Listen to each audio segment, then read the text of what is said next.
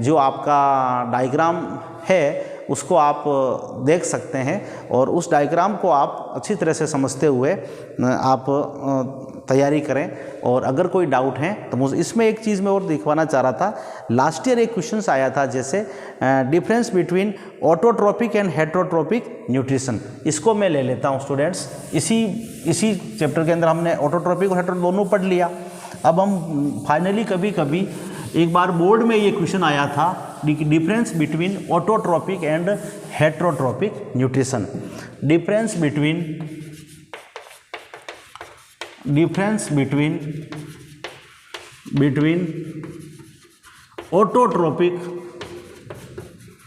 Autotrophic and heterotrophic, इसमें क्या difference है। तो सबसे पहले हम देखते हैं ऑटोट्रोपिक है ये, और इससे अपन लिखना है। उसके बाद लिखते हैं हेटेरोट्रोपिक। 3 मार्क्स का क्वेश्चंस ये स्टूडेंट्स बोर्ड में पूछा हुआ है। फर्स्ट हम सबसे पहले लिखते हैं सिस्टमेटिक आंसर्स लिखें इसके। अब स्टूडेंट्स क्या सोचते हैं, एक लाइन लिख देते हैं और फिर वो सोचते हैं कि हमारे पूरे मार्क्स आ जाएं, तो ऐसा नहीं है। एग्जाम्पल्स लिखना है और पर्टिकुलर डिफरेंस लिखने हैं।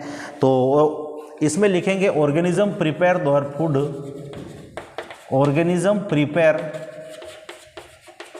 देयर फूड अवन सेल्फ या देम सेल्व्स, वो सेल्फ अपना फूड प्रिपेयर कर लेते हैं और by the process of photosynthesis की प्रोसेस से इनमें फूड बन जाता है। और इसमें क्या होता है, ऑर्गेनिज्म डिपेंड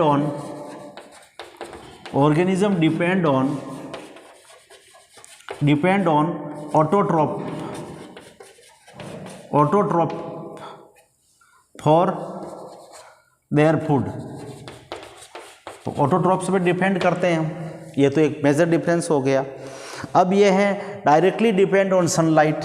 अब इसमें फोटोसिंथेसिस हो रहा है तो ये डायरेक्टली डिपेंड ऑन सनलाइट,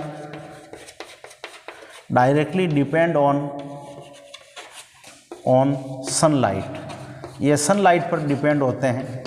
और ये हम जो हैं हेटेरोट्रोपिक डायरेक्टली तो नहीं होते हैं but indirectly depend on sunlight. तो हम सनलाइट पर इनडायरेक्टली डिपेंड होते हैं क्योंकि हम ऑटोट्रोप से अपना फूड ले लेते हैं।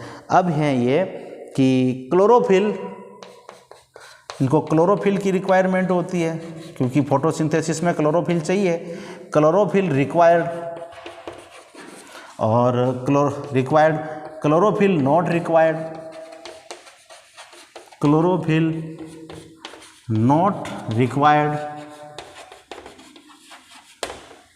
ये हो गया डिफरेंस।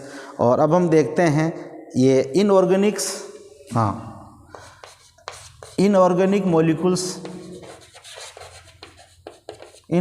मॉलिक्यूल्स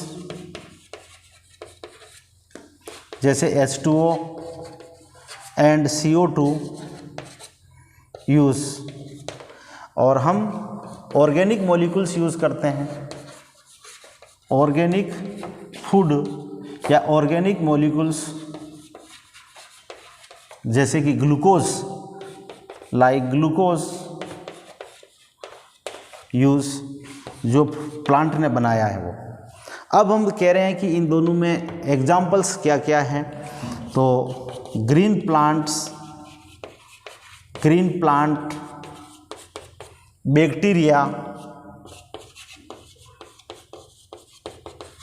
इसमें एग्जाम्पल्स क्या होगा, इसका एग्जाम्पल्स क्या होगा, आप ले लीजिए जैसे human being, all higher animals, amoeba, और आप क्या ले सकते हैं फंजाई को हम सेप्रोफाइटिक कहते हैं बट वो भी हेटेरोट्रोपिक ही हैं। तो स्टूडेंट्स इस तरह से हमने ओवरऑल हमने ये डिस्कशन किया है ह्यूमन डाइजेस्टिव सिस्टम्स का। एक मैं आपको डायग्राम के लिए कह रहा हूँ, आप NCERT में ह्यूमन डाइजेस्टिव सिस्टम का जो डायग्राम बना है उसको आप अच्छी तरह से देख लें। उसमें जैसे बक्कल कैविटी कहाँ है, इसोफेगस कहाँ होता है जिसको अपन विंड फूड पाइप बोलते हैं, उसके बाद स्टोमक के बाद हमारा small intestine, large intestine, liver कहाँ पर है, हमारा जो लोकेशन है पेनक्रियाज कहाँ पर है, कभी कभी डायग्राम लेबल्ड करने के लिए भी दे दिया जाता है, तो वो भी आप स्पेशली उसके ऊपर फोकस करें स्टूडेंट्स। और आपको अब मैं नेक्स्ट हमारा जो न्यूट्रिशन का पार्ट है वो कंप्लीट हो गया है, और अब नेक्स्ट पार्ट में हम डिस्कस करेंगे हमारा रेस्पिरेशन। तो लाइफ प्रोसेस एक थोड़ा सा लंबा चैप्टर है, बट आप 1 बाय 1 पार्ट को सुनते जाइए, और कोई भी आपको प्रॉब्लम है आप मेरे से शेयर कीजिए। और हम ये भी देखेंगे कि किस तरह के क्वेश्चंस बोर्ड में आए हुए हैं, जैसे ये क्वेश्चंस बोर्ड में पूछा हुआ है तो मैंने आपको यहाँ पर शेयर किया। तो आप बस इस वीडियो को ध्यान से सुने और नोट्स लिखें और अच्छी तरह से आप उसको कॉन्सेप्ट क्लियर करें, ताकि आपको full out of full marks biology में आ जाएंगे। अब न्यूट्रिशन हमारा कंप्लीट हो गया, अब हम रेस्पिरेशन नेक्स्ट पार्ट में डिस्कस करेंगे। आज के दिन इतना ही। Thank you, have nice day.